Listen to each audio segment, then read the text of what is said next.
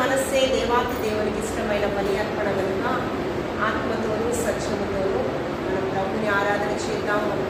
ఆజ్ఞలలో ఒకటి పూర్ణ హృదయంతో పూర్ణ ఆత్మతో మనము తండ్రిని ఎప్పుడైతే సేవించిన ఆరాధన చేస్తామో మనకు ఊహకు ఇచ్చినటువంటి ఆశీర్వాదాలు దేవాతి దేవుడు మన పట్ల కుమ్మరింప చేయడానికి ఆయన సిద్ధం.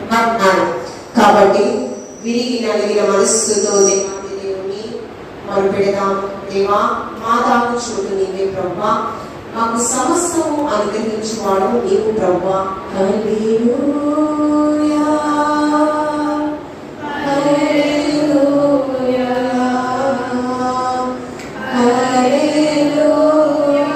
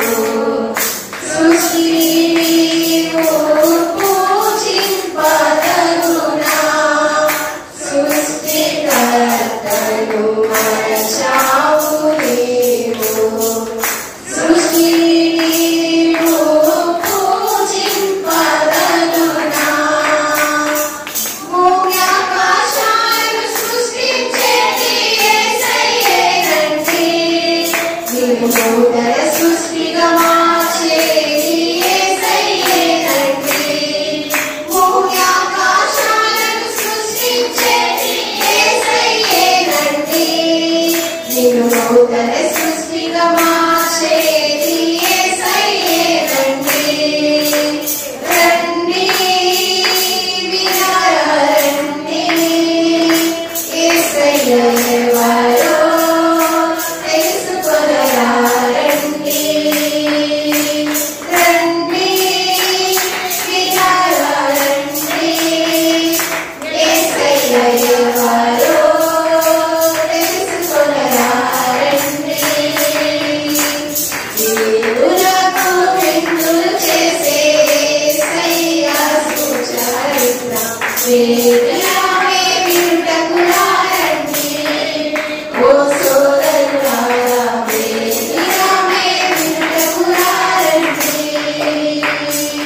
పరిశుద్ధుడా, సర్వ సృష్టికి ఆధారముగా సకల ఆశీర్వాదములకు కారణభూతుడైనటువంటి మా ప్రియ పరలోకపు తండ్రి, ప్రభువా, మాకంటే ముందుగా ఈ యొక్క సన్నిధి ప్రత్యక్షత, ఈ యొక్క సన్నిధి ప్రభువా ఆలయంలో నిలిపి ఉన్నారని మేము విశ్వసిస్తూ ఉన్నాము. ప్రభువా నీకు స్తోత్రము. ప్రార్థన ఆలకించేవాడా, సర్వ శరీరులను ఎదుగు వచ్చేదన్న రీతిగా ప్రభువా నీ ప్రియుడలు ఏ అవసరతలు అక్కర్లు ఉన్నాయో సమస్తం మీ నామంలో తీర్చండి. మొదటగా నా నీతి మీ రాజ్యాన్ని వెతికితే మీరు అడుగు వాటి కంటే ఊహించే వాటి కంటే అత్యధికమైన ఆశీర్వాదాలు నీవు ఇస్తానని వాగ్దానం ఇచ్చావు ప్రభువా. నీ వాగ్దానము స్వతంత్రించుకునే వరుసలో ఇక్కడున్న ప్రతి ఒక్కరిని మీరు సిద్ధపరచమని వచ్చి ఉన్నాను ప్రభువా. నీకు స్తోత్రము.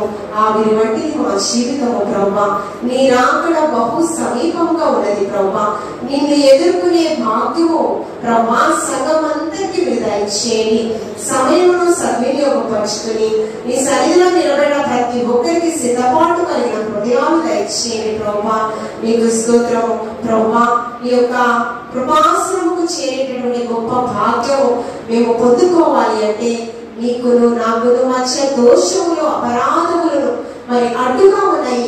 అవి ఒప్పుకొని విడిచిపెట్టినట్లయితే ఖచ్చితంగా నీ యొక్క కనికరము పొందుతామన్న రీతిగా ఏ దోషము, ఏ పాపము, ఏ మలినము, ఏ రాగు మత్స ముడత లేనిటటువంటి వారుగా ప్రభువా పరిశుద్ధ వస్త్రాలు ధరించుకొని వధువు సంఘంగా ప్రభువా మమ్మల్ని అందరినీ మీరు సిద్ధపరచబడి వచ్చి ఉన్నాను ప్రభువా. దైవజనులు మరి సాగర్ పాస్టర్ గారు మీ వాక్యము విత్తనయుడగా వారి నోటిని నువ్వు బోరగా వాడుకుని ఏడంతల ఆత్మతో అభిషేకించి ప్రభువా నీకు స్తోత్రము. నీ ప్రియబిడ్డలకు కావలసిన వాక్కులు వారి హృదయంలోనికి చొచ్చుకుపోయేలాగున ప్రభువా, తద్వారా వాక్యానుసారమైన జీవితం జీవిస్తూ నీకు ఆయాసకరమైన క్రియలన్నీ కూడా విసర్జిస్తూ నీ సంఘ శ్రేయస్సు కొరకు నీ రాకడ కొరకు సిద్ధపడే వరుసలో సంఘమును మీరు ఆయుధపరచమని క్రీస్తు పరిశుద్ధ నామములో అడిగి వేడుకుని ప్రార్థించుచున్నాము తండ్రి. ఆమేన్. ఆమేన్. అందరం కూర్చున్నామండి.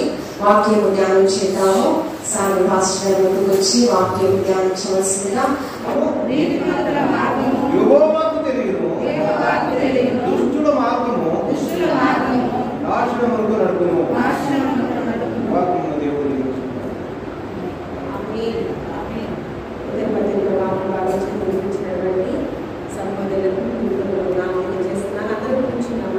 పరిశుద్ధ గ్రంథం పెడతాము, స్తుతి ఆరాధన చేద్దాము.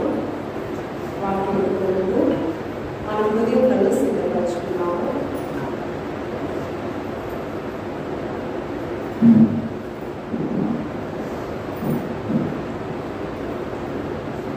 మన రెండు చేతుల ఆకాశంలో చూపించి మనకు చాలిన దేవుడు, మనకు సమస్తము అనుగ్రహించిన దేవుడు, మన దాపు చూడు ఆయనే కదా. ఎవరి కుటుంబంలో ఏ యొక్క వ్యక్తిగత సమస్యలు ఉన్నామో గుండె చెదరని వారిని బాగు చేయవాడు ఆయనే.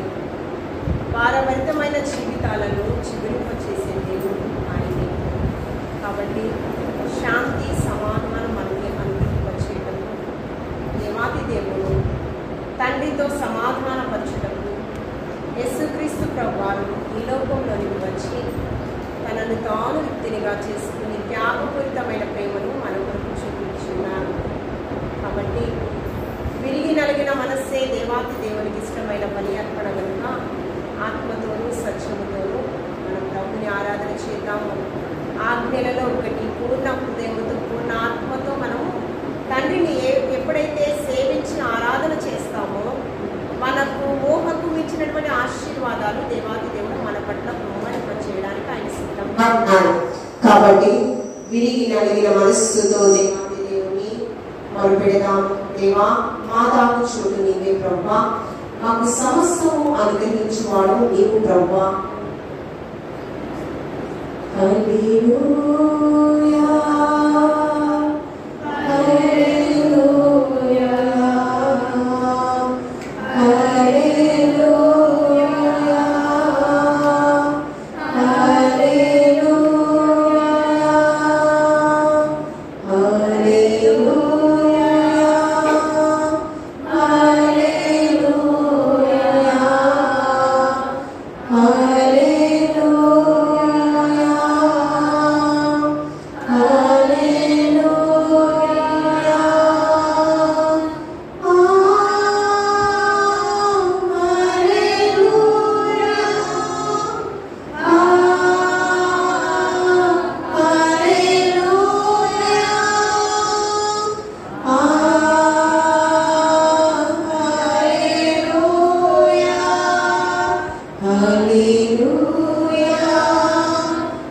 హల్లెలూయా, హల్లెలూయా,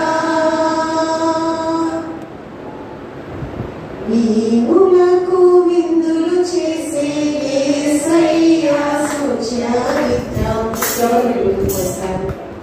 వీణులకు విందులు చేసే యేసయ్యా సుచరిత్రం.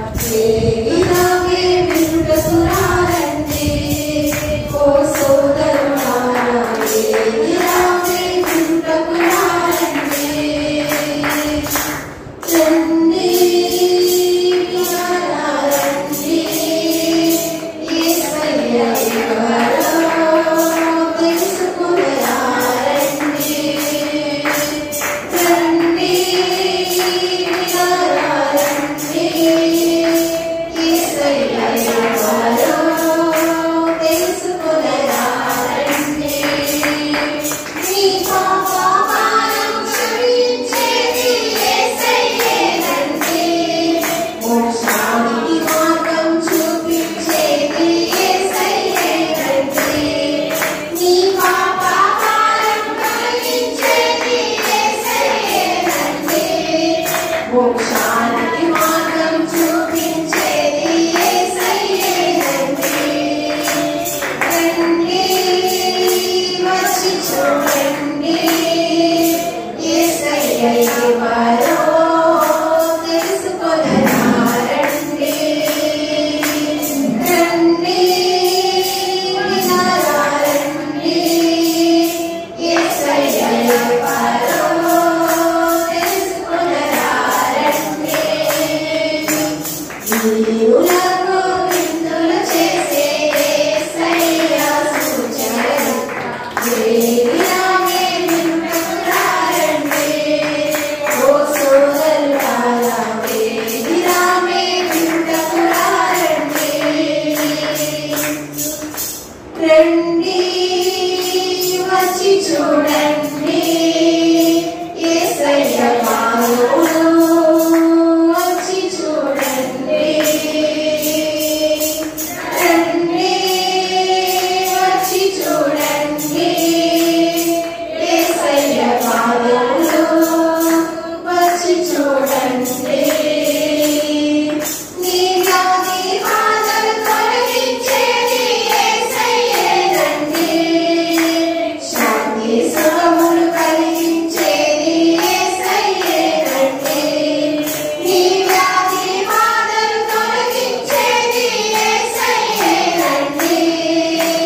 శాంతి సుఖములు కలిగించేది యేసయ్యేనండి. రండి వినరండి, యేసయ్య ఎవరో తెలుసుకొని రండి.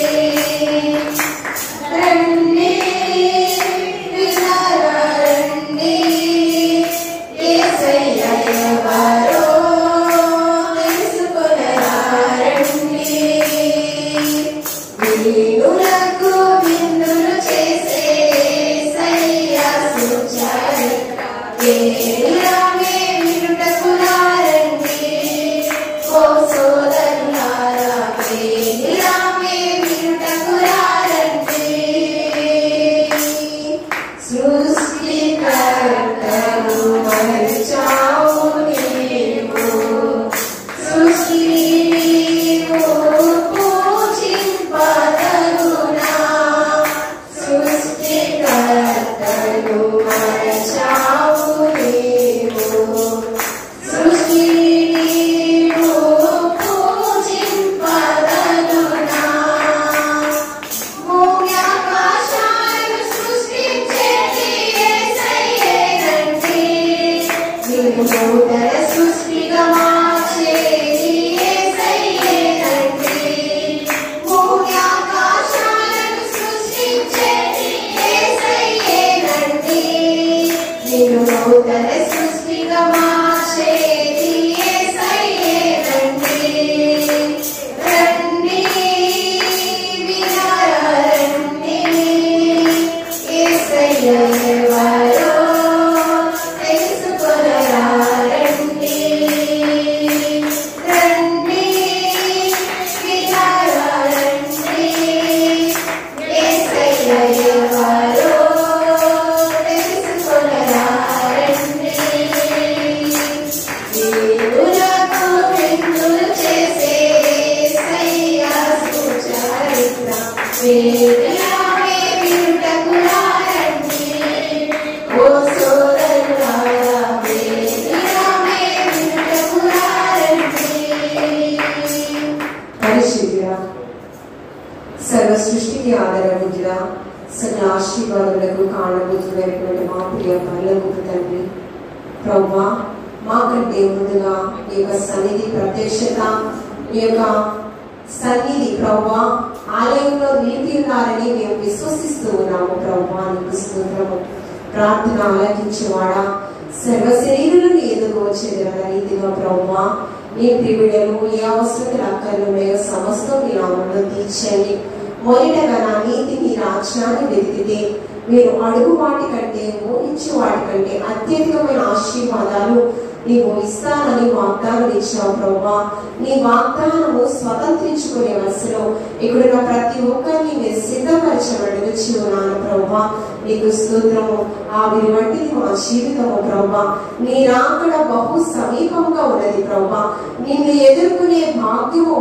ప్రభువా సంఘమంతరికి మీరు దయచేయండి సమయమును సద్వినియోగపరుచుకుని నీ సన్నిధిలో నిలబడిన ప్రతి ఒక్కరికి సిద్ధపాటు కలిగిన హృదయాలు దయచేయండి ప్రభువా నీకు స్తోత్రము ప్రభువా ఈ యొక్క కృపాసనముకు చేరేటటువంటి గొప్ప భాగ్యము మేము పొందుకోవాలి అంటే నీకును నాకును మధ్య దోషములు అపరాధములను మరి అడ్డుగా ఉన్నాయి అవి ఒప్పుకొని విడిచిపెట్టినట్లయితే ఖచ్చితంగా నీ యొక్క కనికరము పొందుతామన్న రీతిగా ఏ దోషము ఏ పాపము ఏ మలినము ఏ రాగు మత్స ముడత లేనిటటువంటి వారుగా ప్రభువా పరిశుద్ధ వస్త్రాలు ధరించుకొని వధువు సంఘంగా ప్రభువా మమ్మల్ని మీరు సిద్ధపరచబడి ఉన్నాను ప్రభువా దైవజనులు మరి సాగర్ పాస్టర్ గారు మీ వాక్యము విత్తనయుండగా వారి నోటిని నువ్వు బోరగా వాడుకుని ఏడంతల ఆత్మతో అభిషేకించి ప్రభువా నీకు స్తోత్రము నీ ప్రియబిడ్డలకు కావలసిన వాక్కులు వారి హృదయంలోనికి చొచ్చుకుపోయేలాగున ప్రభువా తద్వారా వాక్యానుసారమైన జీవితం జీవిస్తూ నీకు ఆయాసకరమైన క్రియలన్నీ కూడా విసర్జిస్తూ నీ సంఘ శ్రేయస్సు కొరకు నీ రాకడ కొరకు సిద్ధపడే మనసులో సంఘమును మీరు ఆయుధపరచమని క్రీస్తు పరిశుద్ధ నామములో అడిగి వేడుకుని ప్రార్థించుచున్నాము తండ్రి ఆమేన్ ఆమేన్ అందరం కూర్చున్నామండి వాక్యము ధ్యానం చేద్దాము సాగర్ పాస్టర్ ముందుకు వచ్చి వాక్యం ధ్యానించవలసిందిగా మనమందరం కూడా ప్రభు పేట ఆహ్వానిస్తూ ఉన్నాను అందరం కూడా సిద్ధపడుతూ హృదయాలతో మనము వాక్యాన్ని విందాము దైవజనులు మనం ఆహ్వానిద్దాము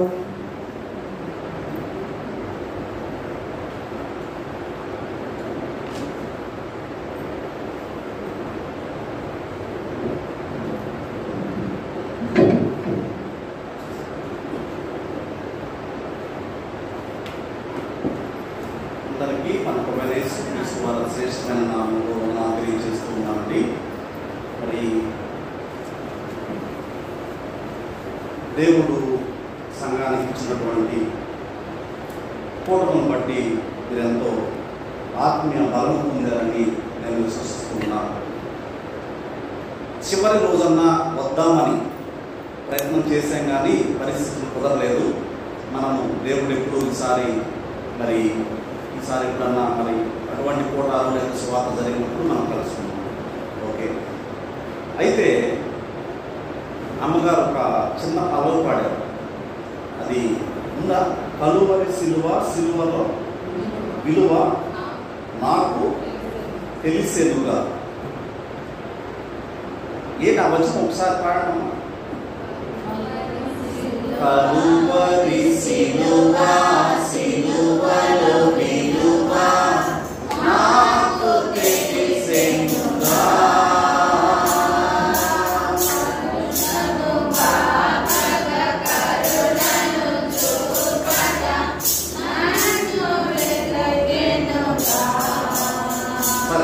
సరే ఆ వచనములో ఉన్నటువంటి విలువ, యేసు ప్రభు వారు మన కోసము ఆయన చేసినటువంటి త్యాగాన్ని మనం గుర్తు చేసుకుంటూ ఉంటే ఆ విలువేంటో, ఆయన మన కోసము ఏ విధంగా ప్రాణం అర్పించాడో మనకి చాలా చక్కగా అర్థమవుతుంది. ఎందుకంటే దేవుని యొక్క వాక్యంలో మనము అందరం కూడా ఉద్యోగం నిమిత్తమో లేదా మనందరం పనులకు వెళ్తూ ఉంటాం. ఎందుకు వెళ్తూ ఉంటాం మనం పనులకి? ఎందుకంటే మనకి పొట్టకూటి కోసం, మన జీవనము కొనసాగించడం కోసము మనం పనికి వెళ్తూ ఉంటాం. అయితే సహోదరి సహోదరులారా, దేవుని యొక్క ఎందుకు వెళ్తూ ఉంటామంటే వచ్చిన ఆ యొక్క ద్రవ్యముతో మనం ఏం చేస్తూ ఉంటామంటే కావలసినటువంటి ఆహార పదార్థాలు మనం కొనుక్కుని వాటిని ఏం చేస్తాం, మార్నింగ్ టిఫిన్ అని, మధ్యాహ్నం సాయంకాలం అట్లా మనం తింటూ ఉంటాం. ఎందుకోసం తింటూ ఉంటాం అవి? ఎందుకు తింటాం? ఎందుకంటే మన శరీరానికి శక్తి రావాలని. ఏం రావాలని? శక్తి రావాలని. 2 రోజులు తినకుండా నన్ను పనికి వెళ్తారా మీరు? వెళ్ళినా కూడా ఏం చేస్తాం? పని చేయలేం. ఎందుకంటే మనలో శక్తి లేదు. అందుకే ఒక స్పీడ్గా చెప్తే నేను ముందుకెళ్తాను. యేసు ప్రభు వారు మనకి ఎగ్జాంపుల్, మన ఇక్కడ సభ జరిగింది, మధ్యలో కరెంట్ పోతే ఏం చేస్తారు? జనరేటర్ ఆన్ చేస్తారు. అవునా కదా? దేవుడైన యెహోవా నేల మంటి నుంచి నరుడు నిర్మించి వారి నాస్కారంలో జీవవాయువును వదగా వాడేమయ్యాడు? జీవాత్మ. ఎప్పుడైతే దేవుడు మట్టితో మనిషిని తయారు చేసి ఆయన ఊపిరిని ఊదాడో, మనిషి తన పనులు చేసుకుంటూ ఉన్నప్పుడు మట్టిలో ఉన్నటువంటి ఆ మూలకాలు శక్తిగా మారి ఆ మూలకాలు మనకి శక్తినిచ్చింది.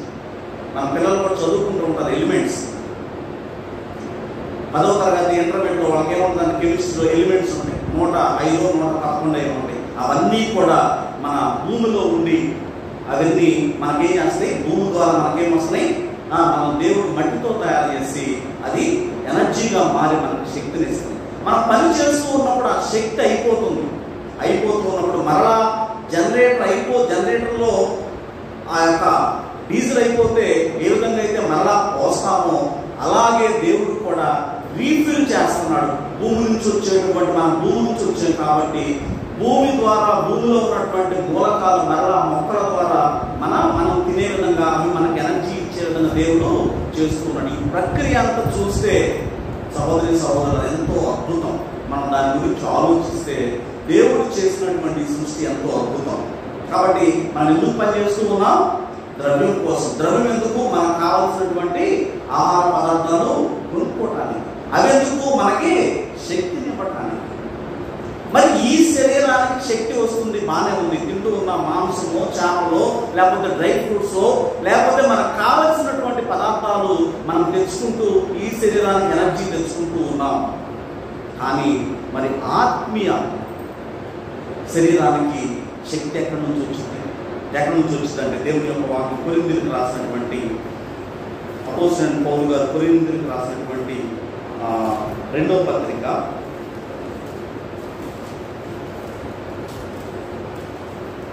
1వ పత్రిక 18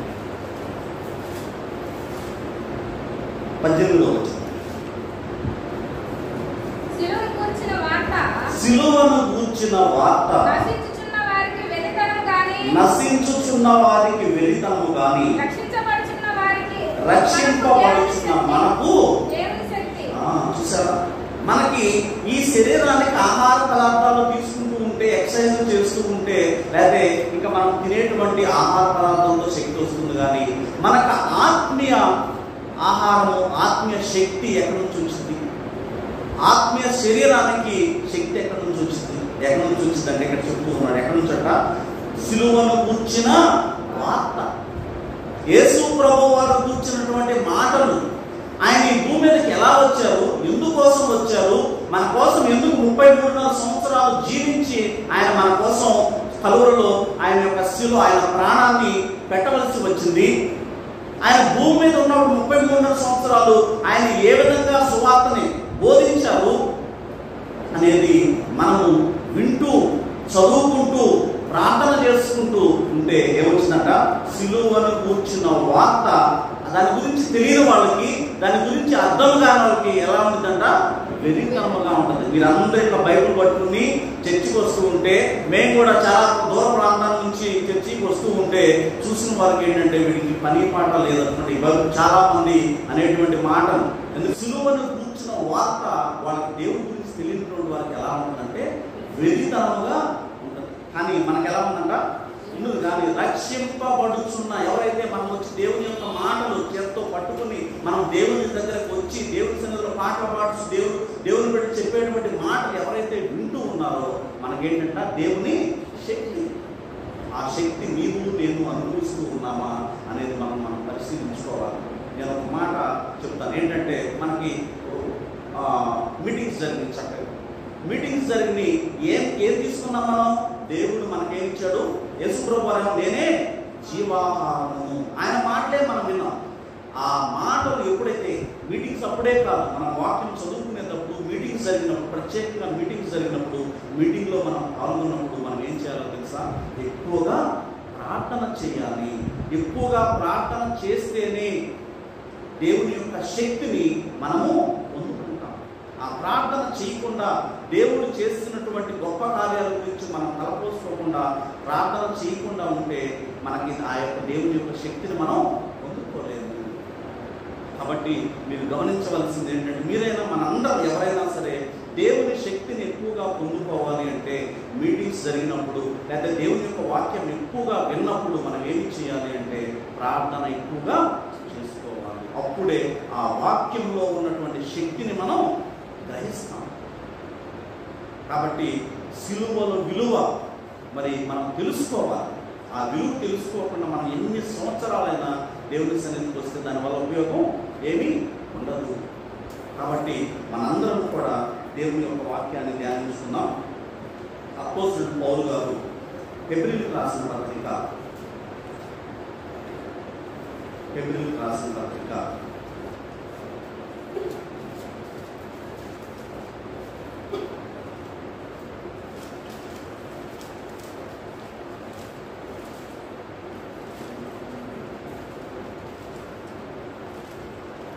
10వ అధ్యాయం మొదటి నుంచి మనం చదువుతున్నాం. అపోస్తలుడు పౌలు గారు హెబ్రీయులకు రాసినటువంటి పత్రిక 10వ అధ్యాయము మొదటి నుంచి. ధర్మశాస్త్రము రాబోచున్న మేలుల ఛాయగలదే గాని ఆ వస్తువుల నిజ స్వరూపము గలది కాదు కనుక ఆ యాజకుడు ఏటేట ఎడతెగకుండా అర్పించు ఒకటే విధమైన బలులు వాటిని తెచ్చు వారికి ఎన్నడూ సంపూర్ణ సిద్ధి కలుగా జయనేరవు. చూసారా, మనకు తెలుసు పాత నిబంధన కాలంలో ప్రతి సంవత్సరానికి ఒకసారి యాజకుడు ఏం చేశాడు అంటే, వాళ్ళు చేసినటువంటి దోషములను బట్టి, అపరాధములను బట్టి, వాళ్ళు మేకనో గొర్రెనో దాని యొక్క వాళ్ళ స్తోమతను బట్టి మరి దేవుని యొక్క యాజకుని దగ్గరికి, బలిపీఠం దగ్గరికి తీసుకొస్తే వాళ్ళ పక్షాన యాజకుడు ఏం చేసేవాడు? దాన్ని ఖండన చేసేవాడు.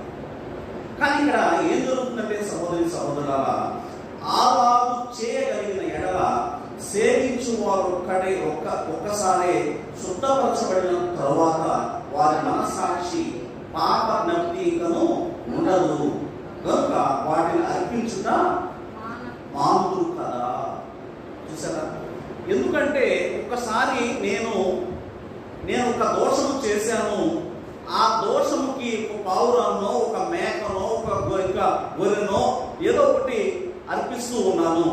ఆ అర్పించినప్పుడు ఆ పాపము పోయినట్లయితే మరలా ఒకసారి అర్పించవలసినటువంటి అవసరం లేదు. కానీ ఏం చేస్తూ ఉన్నారు? మరలా ప్రతి సంవత్సరం అర్పిస్తూనే ఉన్నారు.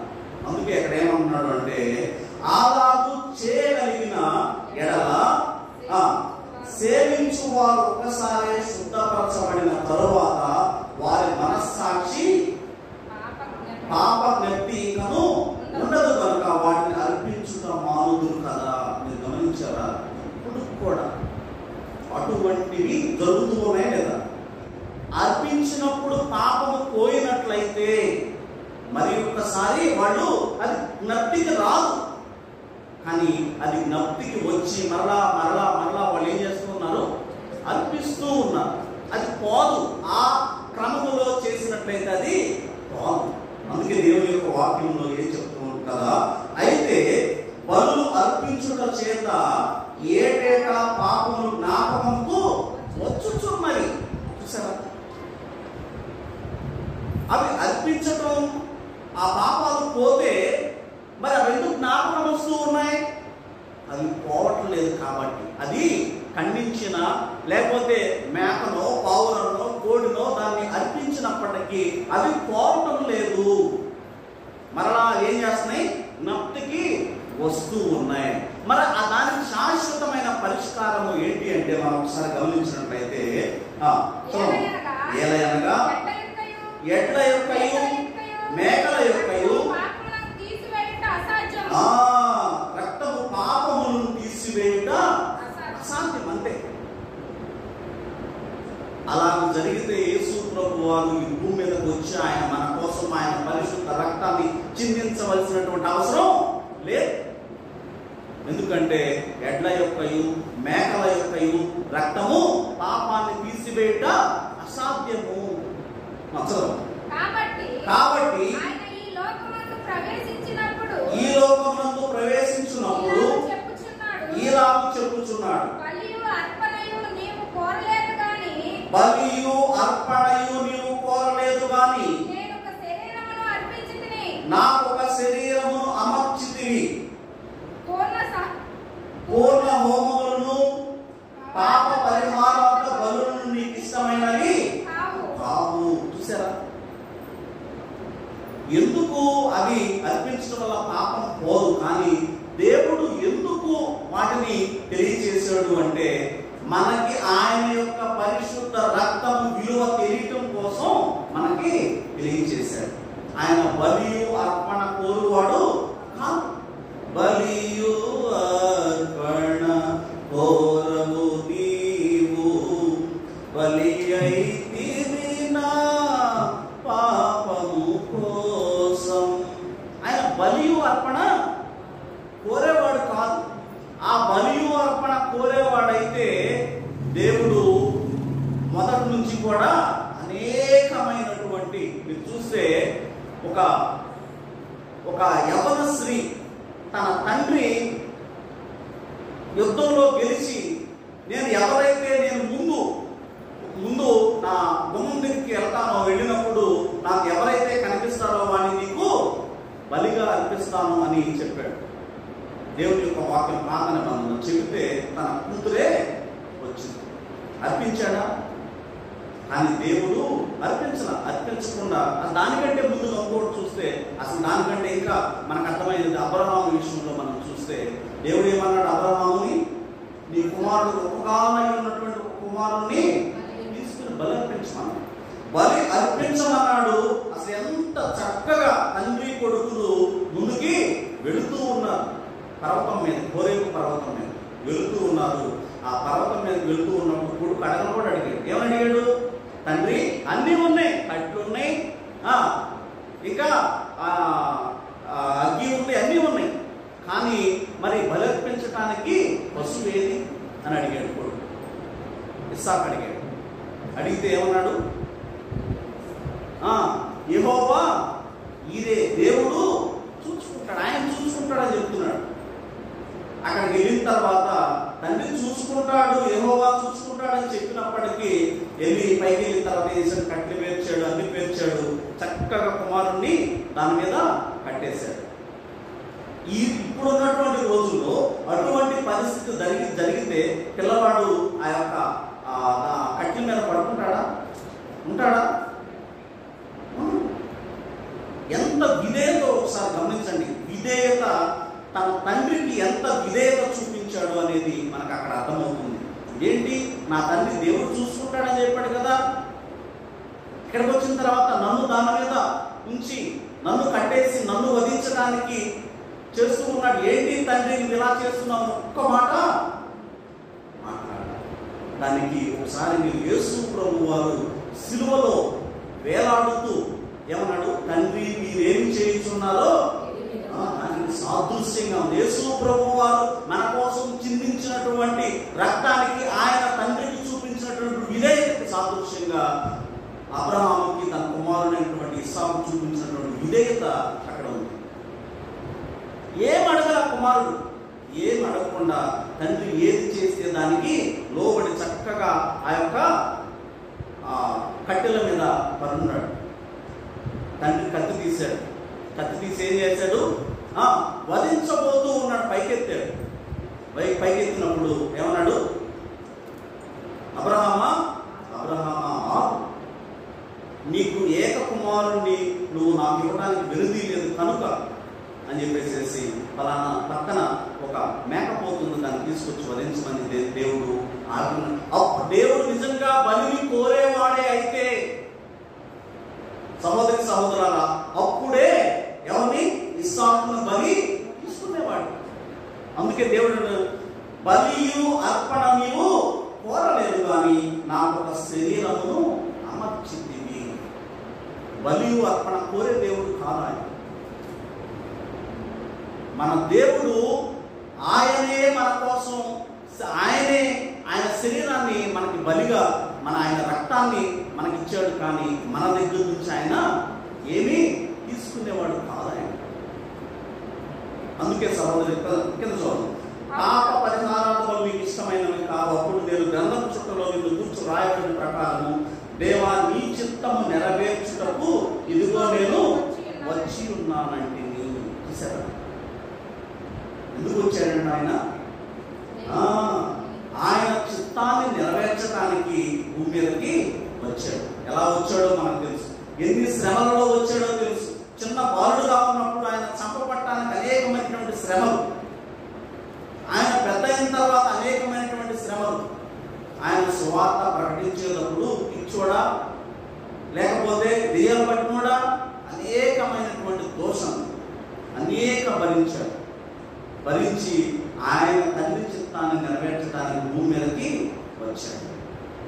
నీవు నేను కూడా ఒక ప్రణాళిక లేకుండా, ఒక ఉద్దేశము లేకుండా మనం ఈ భూమి మీదకి రాలేదు. మనం మీద కూడా దేవుడికి ఏదో ఉద్దేశం ఉంది, అదే తెలుసుకోవడమే దేవుని చిత్తం. సహోదరి సహోదరులారా, యేసు ప్రభు వారు ఆయన తండ్రి చిత్తాన్ని నెరవేర్చడం ఇదిగో నేను వచ్చి ఉన్నానంటిని. బలులు, అర్పణలు, పూర్ణ హోమములు నీవు కోరలేదనియు అవి నీకు ఇష్టమైనవి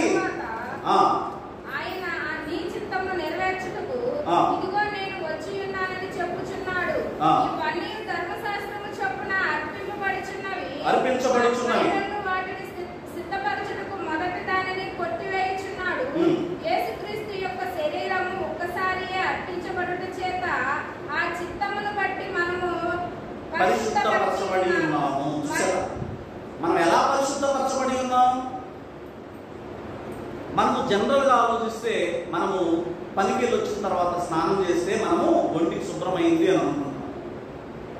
కానీ మన ఆత్మ ఎలా పరిశుద్ధపరచబడింది, మన తలంపులు ఎలా పరిశుద్ధపరచబడతాయంటే అది పరిశుద్ధ రక్తముతోనే సాధ్యం. పరిశుద్ధ రక్తం ఎక్కడుంది? భూమి మీద ఎక్కడా లేదు. ఆయనే తన ప్రియ కుమారుణ్ణి భూమి మీద పంపించి పరిశుద్ధ రక్తాన్ని చిందించి మనల్ని పరిశుద్ధపరిచాడు. అందుకే దేవుని యొక్క వాక్యంలో పాత నిబంధన నుంచి కూడా దేవుడు ఏం చెప్తూ ఉన్నాడు తెలుసా? నిర్గమాకాండంలో చూస్తాం, పేతురు రాసిన పత్రికలో మనం చూస్తాం. తీయొద్దు దగ్గర ఏమంటాడంటే, నేను పరిశుద్ధుడనై ఉన్న ప్రకారము మీరు కూడా పరిశుద్ధులుగా ఉంటారు. మీకు చాలా సందర్భంలో మనం గమనించాం, ఎవరైనా ఒక అధికారి వాళ్ళలాగా మనం ఉంటే వాళ్ళు ఎలా ఉంటారు? జలస్గా ఫీల్ అవుతారు, ఇయర్స్గా ఉంటారు. వాళ్ళు కట్టుకున్నటువంటి బట్టలు వాళ్ళు అలా ఉంటే మనం ఎలా ఉంటాం? వాళ్ళు వీళ్ళు కూడా ఇలా బట్టలు కట్టుకుంటారా, ఇలా ఉంటారా అని అనుకుంటారు. జలస్గా ఫీల్ అవుతారు, ఇయర్స్గా ఫీల్ అవుతారు. కానీ మన దేవుడు ఎలా ఉండాలనుకున్నాడు? ఆయనలాగా ఉండాలనుకున్నాడు. ఎంత గొప్ప దేవుడు చూసారా? ఎంత ఉన్నతమైనటువంటి దేవుడు చూసారా? నేను పరిశుద్ధుడనై ఉన్న ప్రకారము మీరు కూడా పరిశుద్ధులమై ఉండాలంటున్నాడు. చూసారా? మనం పరిశుద్ధులమైతే ఆయన ఎంత మెచ్చుకుంటాడో, ఆయన ఎంత మహిమపరచబడతాడో. చదవమా కంటిన్యూ చేయి. మరియు యాజకుడు దినదినము సేవ చేయుచు పాపములను ఎప్పటికీ తీసివేయలేని ఆ బలులనే మాటి మాటికి అర్పించుచు ఈయనైతే పాపముల నిమిత్తమై ఒక్క బలిని అర్పించి సదాకాలం నుంచి ఒక్క బలిని అర్పించి అప్పటి నుండి తన శత్రువులను తన పాదపీఠంగా చేయ వరకు కనిపెట్టుచు ఏం చేస్తాడంటే ఆయన యొక్క శత్రువుల్ని ఎలా ఉంచాలనుకున్నాడంట? ఆయన యొక్క పాదాల కింద ఉంచాలి అనుకుంటున్నాడు. మరి నీకు నాకు ఆ భాగ్యాన్ని ఇచ్చాడా లేదా? దేవుడు ఇచ్చాడు. మనం ఏమంటున్నాడు అంటే, దేవుడు మీరు సాతాన్ని మీ కాళ్ళ కింద చితక తొక్కండి అని అంటున్నాడు. ఏమన్నాడు? మనకి ఆయన మన కోసం ఆయన యొక్క పరిశుద్ధ రక్తాన్ని చిందించి మన పాపాలని తీసివేసి ఆయన మనల్ని ఏమన్నాడంటే, నా బిడ్డలారా మీరు మీ కాలుతో సాతాన్ని ఏం చేయమన్నాడు? చితక తొక్కమన్నాడు. కానీ మనం ఏం చేస్తున్నామంటే సాతాను చేత చితక తొక్కించుకుంటాం. ఎందుకంటే రోమిలికి రాసిన పత్రిక, అపోస్తలుడైన పౌలు గారు రోమిలికి రాసిన పత్రిక చివరి అధ్యాయము,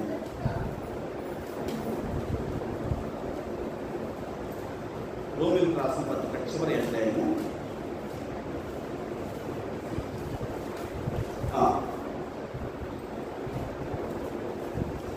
16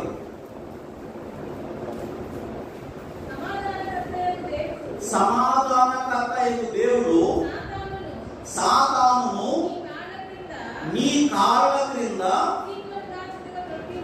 చూసారా ఎలా తొక్కించాలనుకున్నాడు ఆయన? సాతాను నిశ్చయంగా శీఘ్రంగా చితక తొక్కాలనుకుంటున్నాడు మన కాళ్ళ కింద. ఎప్పుడు అది సాధ్యమైంది?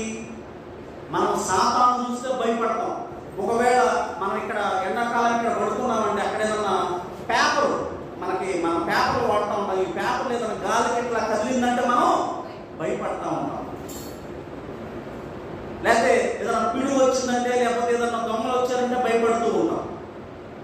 మనం వీటికే భయపడిపోతే మనం సాతాను ఎప్పుడు కాళ్ళ కింద చితక తొక్కుతాం. సాతానుడు మనం కాళ్ళ కింద చితక తొక్కలేదు అంటే ఏమైంది? వాడు మనల్ని తొక్కుతాడు. అందుకు కాదు, సాతాను చేత మనం కాళ్ళ చేత సాతాను చేత మనం చితక తొక్కించుకోవడానికి కాదు దేవుడు మన కోసం ప్రాణం పెట్టింది. ఆయన పరిశుద్ధ రక్తాన్ని చిందించింది. మన చేత మన కాళ్ళ చేత మనము దేవుని సన్నిధిలో బలంగా పరిశుద్ధంగా విశ్వాసంతో నమ్మకంతో ఉండి మనం ఏం చేయాలంటే సాతానుని కాళ్ళతో చితక తొక్కాలి. మనం ఏం చేస్తామంటే మనకు దేవుడు ఇంత శక్తిని, ఇంత బలాన్ని, ఇంత పరిశుద్ధిని ఇచ్చాడు మర్చిపోయి మనం సాతానుని చూసి వాడి యొక్క పనులు చూసి మనం ఏం చేస్తాం? మనమే భయపడుతూ ఉంటాం. దేవుడు ఇచ్చిన శక్తిని మర్చిపోతూ ఉన్నాం. సహోదరి సహోదరులారా, దేవుడు నీకు నాకు ఏం శక్తిని ఇచ్చాడు? సాతానుని కాళ్ళతో తొక్కేటువంటి శక్తిని ఇచ్చాడు. ఈ శక్తిని నువ్వు మర్చిపోతూ ఉన్నావు. నిన్న చదువుకున్నటువంటి మాట చదువుకున్నా ఫిబ్రవరి రాసిన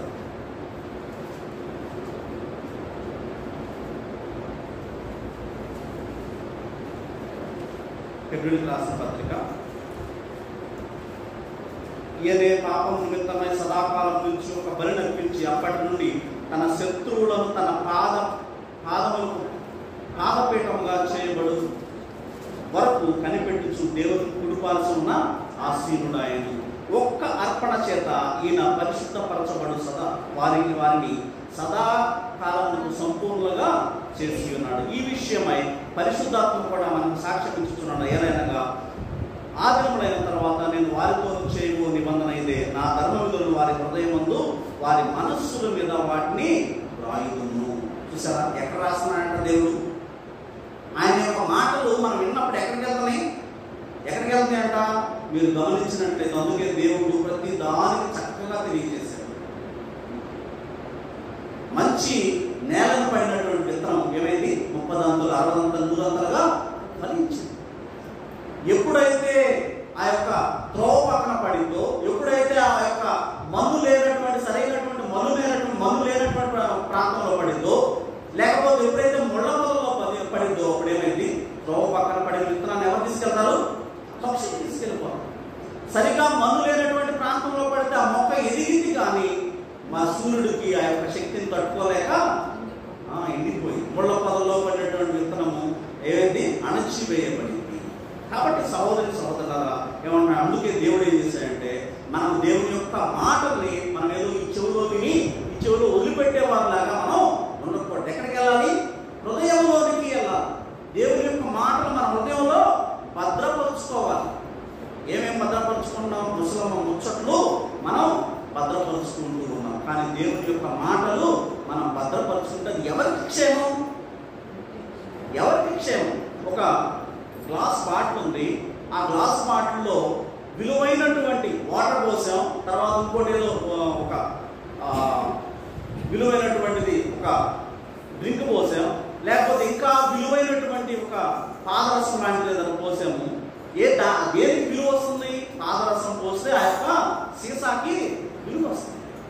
నీ హృదయంలో దేవుని యొక్క వాక్యం ఉంటే ఏమంట? దేవుని యొక్క వాక్యము ప్రత్యేకంగా ఎవరి బిడ్డలకి అందరికి ఏం చెప్తూ ఉన్నాడంటే, నీ వాక్యము నా హృదయంలో దాచుకుని ఉన్నాను. ఎందుకంట పాపము చేయకుండానట్టు నీ వాక్యము నా హృదయంలో ఉంచుకుని. మనం పాపము చేయకుండా ఉండాలి అంటే ఏముండాలి? మన హృదయంలో వాక్యం ఉండాలి. దేవుని బిడ్డలు చెప్పేటువంటి మాటలు మన హృదయంలో ఉంటే మనం పాపం చేయకుండా ఆ వాక్యం మనల్ని ఏం చేసింది?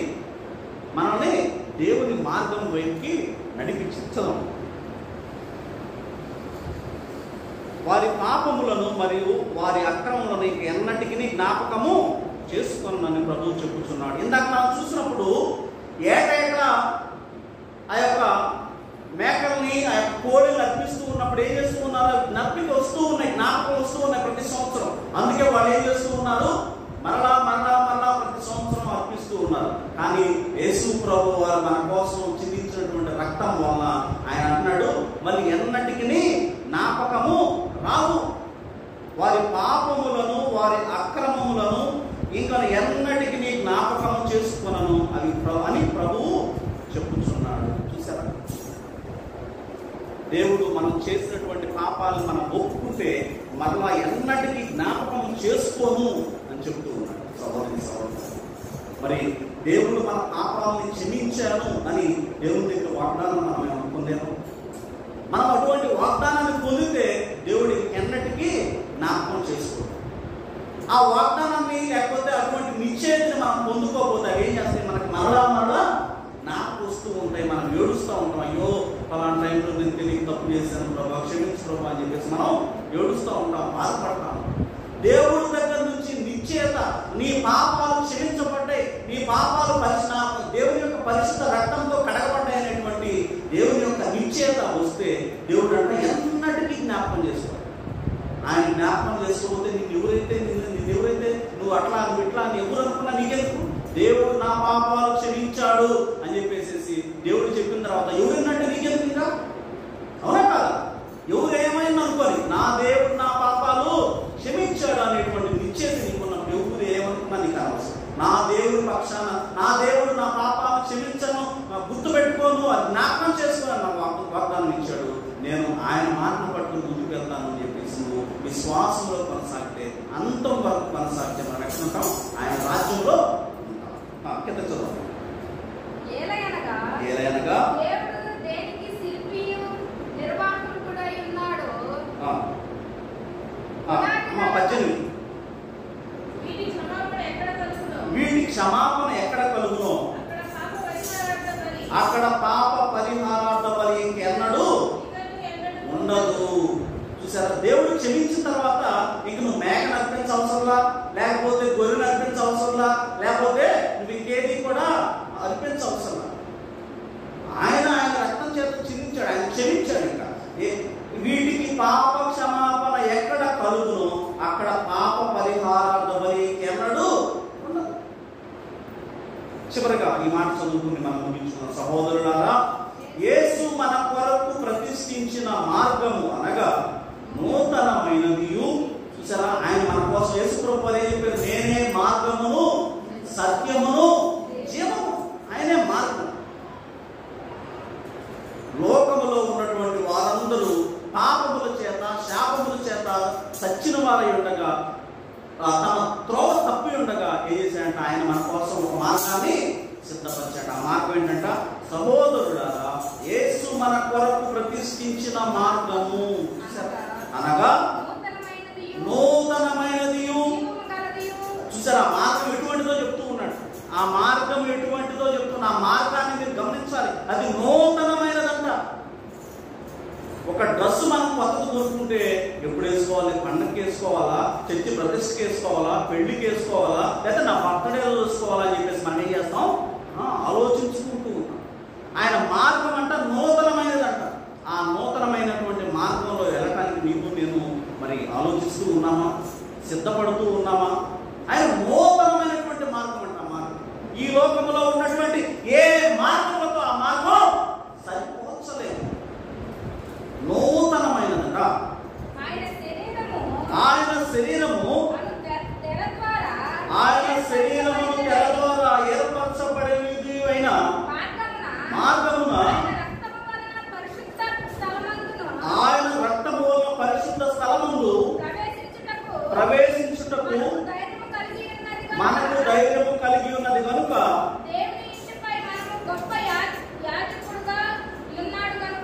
యాజకుడు ఉన్నాడు కనుక మన మనస్సాక్షికి కల్మషము తోచకుండానట్లు ప్రోక్షింపబడిన హృదయములు గలవారమును నిర్మలమైన ఉదకముతో స్నానం చేసిన శరీరం గలవారమై ఉండి విశ్వాసము విషయములో సంపూర్ణ నిశ్చయత కలిగి యథార్థమైన హృదయంతో. చూసారా, ఎలా చేరాలన్న మనం మనస్సాక్షి. మన మనస్సాక్షి ఎలా శుభ్రమైంది? మన మనస్సాక్షి ఎలా శుభ్రమైందండి? ఈ మాట చదివి నేను ముగిస్తాను. ఎక్కడంటే 9వ హెబ్రీయులకు రాసిన పత్రిక 9వ అధ్యాయము 14 వచనం. నిత్యుడగు ఆత్మ ద్వారా తన్ను తాను నిర్దోషిగా అర్పించుకొనిన క్రీస్తు యొక్క రక్తము నిర్జీవ క్రియలను విడిచి జీవము గల దేవుణ్ణి సేవించుటకు. చూసారా, మనం బట్టలు మురికి పడితే సబ్బుతో ఉతుకుంటాం. మరి మన ఆత్మకి, మన యొక్క మనస్సుకి, మన యొక్క కల్మషము వచ్చిందంటే దేంతో అది పరిశుద్ధపరచబడింది? ఆయన యొక్క పరిశుద్ధ రక్తముతోనే అది పరిశుద్ధపరచబడింది. ఇక్కడ మనం ఎలా ఉన్నారంట? మరి మనం ఎలా ఉన్నారంటే మనస్సాక్షి కల్మషము తోచకుండాన్నట్లు. చూసారా, మన మనస్సాక్షి కల్మషం లేకుండా ఉండాలంటే మనం ఎప్పుడూ కూడా ఆయన యొక్క పరిశుద్ధ రక్తంతో మనం ఏం చేయాలి? ఉదక స్నానం చేయాలి. ఉదక స్నానం చేసి శరీరములు గల వారమై ఉండి విశ్వాస విషయంలో సంపూర్ణ నిశ్చయత కలిగి యథార్థమైన హృదయంతో మనం దేవుని సన్నిధానముకు చాలాలి. ఎలా ఉండాలంటే మన హృదయం? యథార్థ హృదయం. నేను మరలా ఈ మాట రిపీట్ చేసి ముగిస్తాను. ఆయన మార్గం ఎలాంటంట? నూతనమైనది, జీవం కలది. జీవం కలదంటే జీవం కలదానికి ఉందా? అదే నన్ను ఎందుకు కొడతానని అడుగుతుందా? జీవం లేదు. నేను వచ్చి మిమ్మల్ని ఎవరైనా ఇట్లా అంటే మీరు రెస్పాండ్ అవుతారు, అవునా కదా? జీవము కలదంట. ఆయన మన కోసం సిద్ధపరిచినటువంటి మార్గము నూతనమైనది, జీవము కలది. మరి చివరిగా ఆయన చెప్పినటువంటి మాట ఏంటంటే, మనస్సాక్షికి ఏంటంట కల్మషము లేకుండా ఉండాలంటే ఆయన పరిశుద్ధ రక్తము కావాలి. అవన్నీ మనం కలిగి ఉంటే మనం ఎలా ఉంటాము అంటే, అక్కడ ఎలా ఉంటామని చెప్పాడంటే, యథార్థమైన హృదయంతో మనం ఆయన సన్నిధికి చేస్తాము. అట్టి కృపను దేవుడు మన అందరికీ దయచేయాలని చెప్పేసి కోరుకుంటూ ఈ మాట ముగిస్తున్నాను. చిన్న ప్రార్థన చేసుకున్నాం. మహాపరిశుద్ధుడా, ప్రేమగల తండ్రి, ఈ యొక్క పునరుద్ధాన దినమందు తండ్రి మాకు ఇచ్చినటువంటి, మాకందరికీ ప్రభావ మీ సన్నిధిలో ఇచ్చినటువంటి యొక్క మాటను బట్టి మీకు స్తోత్రం చెల్లిస్తూ ఉన్నాం తండ్రి. మీరు మా కోసం ప్రతిష్ఠించినటువంటి ప్రభా నూతనమైనటువంటి మార్గము, ప్రభా జీవం కలిగినటువంటి మార్గము, మా మనస్సాక్షిని శుద్ధి చేసేటువంటి మీ పరిశుద్ధ రక్తంతో కూడినటువంటి మార్గం ప్రభా ఉండి మేము యథార్థమైన హృదయంతో మీ సన్నిధానాన్ని చేరటానికి మీరు మా యొక్క కృప చూపించి, అట్టి కృపను, అట్టి మనస్సును మేమందరం కలిగి ఉండి మేము ప్రభా మీ మేలు పొందేవారిగా మేము కృప చూపించమని యేసుక్రీస్తు వారి శ్రేష్టమైన నామంలో ఈ ప్రార్థన అడిగి వేడుకుంటున్నాము తండ్రి. ఆమేన్.